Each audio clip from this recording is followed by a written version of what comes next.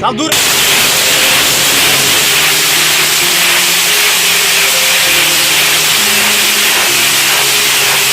Breaking news, बहुत बड़ी खबर।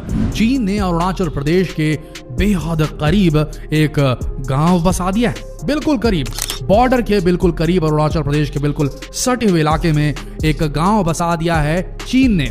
सैटेलाइट इमेज से मिली तस्वीरों से इस बात की पुष्टि हुई। अफवाहें तो ये भी चल रही हैं कि अरुणाचल प्रदेश के 4.5 किलोमीटर के एरिया पर कब्जा जमा लिया है चीन ने।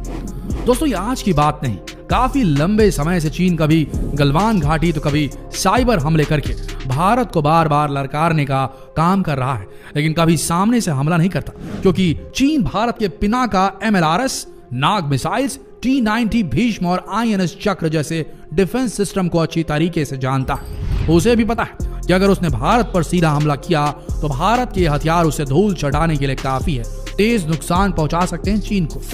आज की इस वीडियो में हम आपको भारत के वो डिफेंस सिस्टम, भारत की वो ताकत दिखाने वाले हैं जिनसे चीन घबराता है। चीन भले ही दुनिया की बेहद शक्तिशाली ताकतों में से एक हो, लेकिन चीन को पता है कि भारत से लड़ाई करने पर दुनिया के पूरे देश भारत के सपोर्ट में आ जाएंगे, और खुद भारत इतना शक्तिशाली, भारतीय सेना खुद इतनी शक्तिशाली है कि चीन को ललकार सकती है और काफी नुकसान पहुंचा सकती है।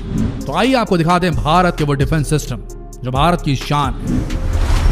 शुरुआत करते हैं पिनाका MLRS से। पिनाका असल में एक मल्टी बैरल रॉकेट लॉन्चर है जिसे DRDO द्वारा बनाया गया है। इससे पहले भारत के पास रॉकेट लॉन्च करने के लिए ग्रैड नाम का रूसी सिस्टम था जिसे आज भी इस्तेमाल किया जाता है, लेकिन इसके अलावा मिलिट्री डिफेंस सिस्टम को एक और ऑप्शन की जरूरत थी, और इसीलिए 1980 के दशक में DRDO ने पिनाक रॉकेट सिस्टम को डेवलप करना शुरू किया, और आखिरकार 1990 के आखिरी दौर में पिनाक मार्क 1 का सफल परीक्षण किया गया। यह वही डिफेंस सिस्टम है जिसे करगिल युद्ध में भी इस्तेमाल किया गया था, और इसने इस युद्ध में अपनी काबिलियत बखूबी साबित कर दिखाई। और यकीन मानिए, इसके स्पेसिफिकेशन काफी ज्यादा लाजवाब है, जो भारत के दुश्मनों को धूल चटाने के लिए काफी।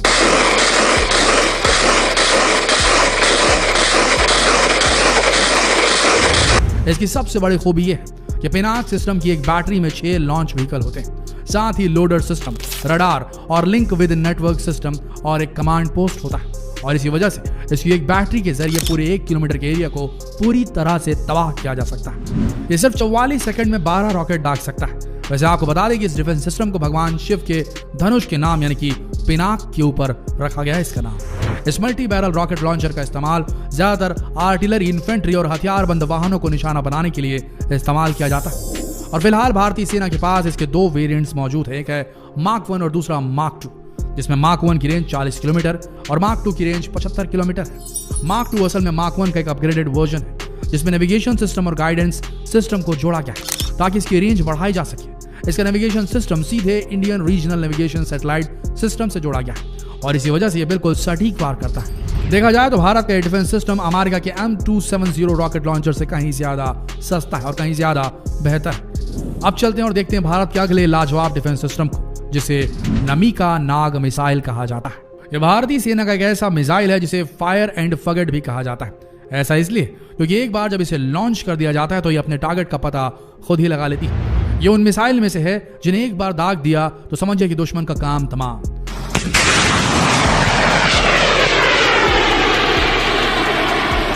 दुश्मन इस मिसाइल के हमले से बच ही नहीं सकता। वैसे आपको बता दें कि ये मिसाइल इसलिए भी खास है क्योंकि इसे बनाने का काम डॉक्टर APJ अब्दुल कलाम की अगुवाई में शुरू किया गया।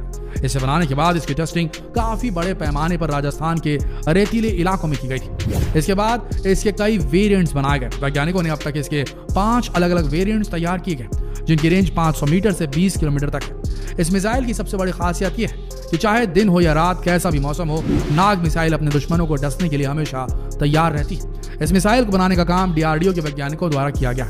वैसे इसे भारत का ब्रह्मास्त्र भी कहा जाता है। अब आप ही बताइए, भला ब्रह्मास्त्र आज तक कोई बच पाया तो चीन जैसे देश की आखिर क्या बिसात। लेकिन रुकिए जरा, अभी तो आप और भी ऐसे ब्रह्मास्त्र देखने वाले हैं जिन्हें देखकर आपको भी हमारी भारतीय सेना पर गर्व महसूस होगा। तो चलिए अब मिलिए भारत के एक और लाजवाब हथियार से, T-90 भीष्म टैंक। वैसे तो इस टैंक को रूस में बनाया गया और ये 3rd जनरेशन का टैंक है, लेकिन इंडियन बैटलफील्ड में इसे मेन टैंक की उपाधि दी गई। वैसे आपको बता दें कि इसके नाम में 90 शब्द का इस्तेमाल इसलिए किया जाता है क्योंकि इसे 1990 के दशक में बनाया गया था और उसके बाद 1992 में पहली बार दुनिया के सामने आया।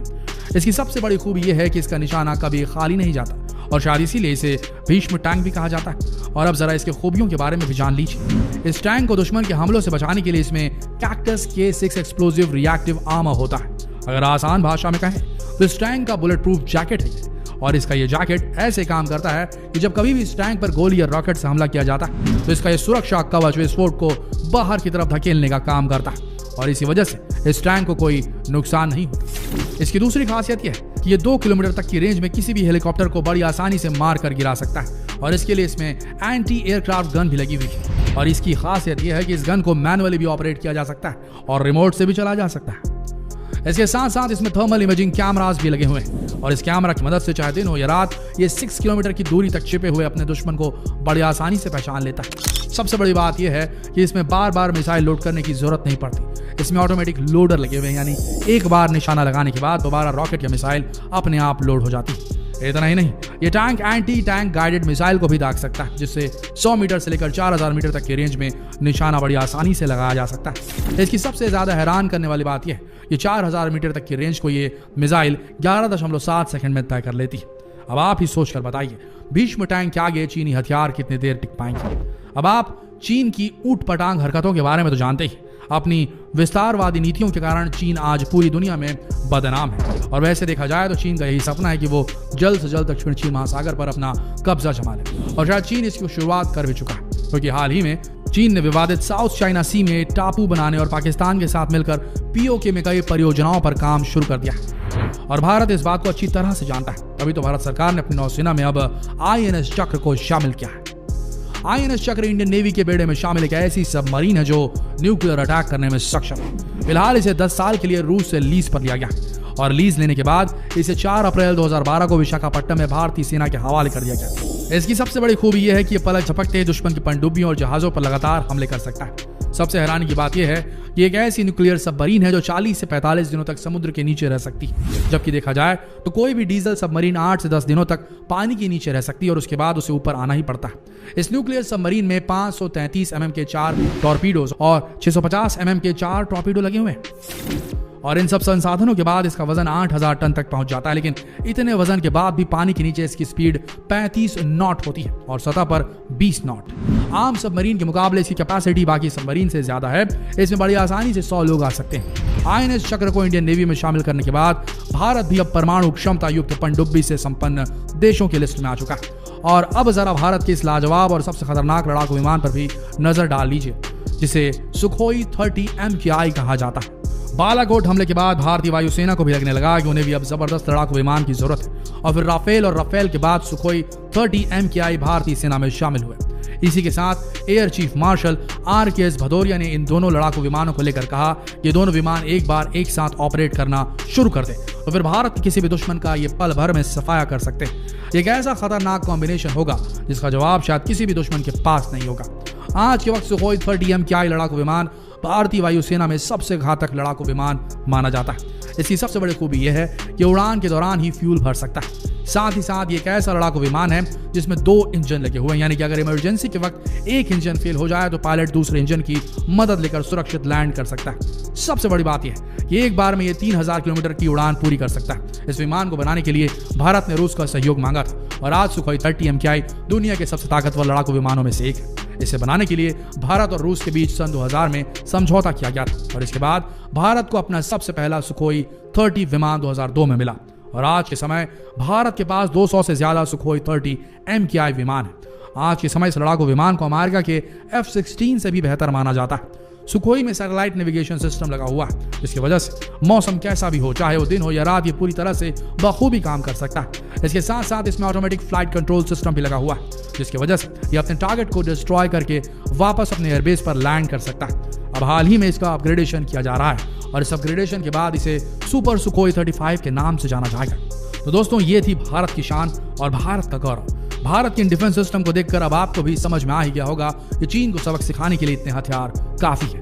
तो शेयर कीजिए देश के इस गौरव को जितना हो सके, फेसबुक पर, व्हाट्सएप पर, यूट्यूब पर, और ऐसे ही दिलचस्प वीडियोस के लिए बने रहिए हमारे चैनल के साथ। मिलते हैं अगले वीडियो में, तब तक के लिए आप सबका इस वीडियो के अंत तक बने रहने के लिए दिल से धन्यवाद।